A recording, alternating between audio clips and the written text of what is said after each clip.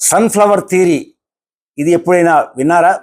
జీవితంలో మీకు సన్ఫ్లవర్ ఎవరు అనేది ఎలా తెలుసుకోవాలి? మీరు చూస్తుంటారు సన్ఫ్లవర్స్ అంటే సూర్యకాంతి పువ్వులు సూర్యుడు ఎటువైపు వెళ్తుంటే అటువైపు తిరుగుతూ ఉంటాయి. అయితే అవి అస్తమయం తర్వాత ఒకదానికి ఒకటి మొహం చూస్తూ ఉంటాయి.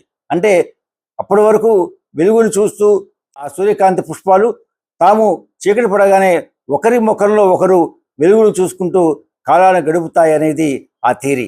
అందువల్లనే ఇప్పుడు కూడా మన మిత్రులు కలిసేటప్పుడు ఒక సూర్యకాంతి పువ్వు కాకుండా 2 సూర్యకాంతి పువ్వులు ఇవ్వాలనేది ఈ సన్ఫ్లవర్ థియరీ చెబుతుంది.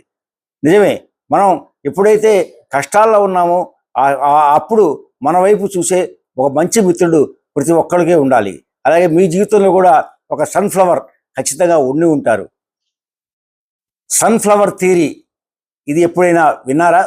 జీవితంలో మీకు సన్ఫ్లవర్ ఎవరు అనేది ఎలా తెలుసుకోవాలి?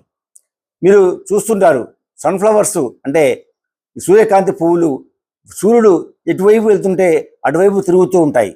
అయితే అవి అస్తమయం తర్వాత ఒకదానికి ఒకటి మొహం చూస్తూ ఉంటాయి.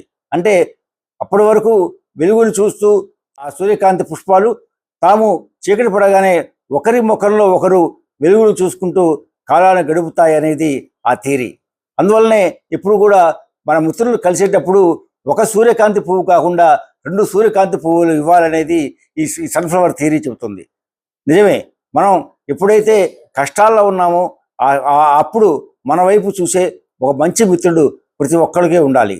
అలాగే మీ జీవితంలో కూడా ఒక సన్ఫ్లవర్ ఖచ్చితంగా ఉండి ఉంటారు.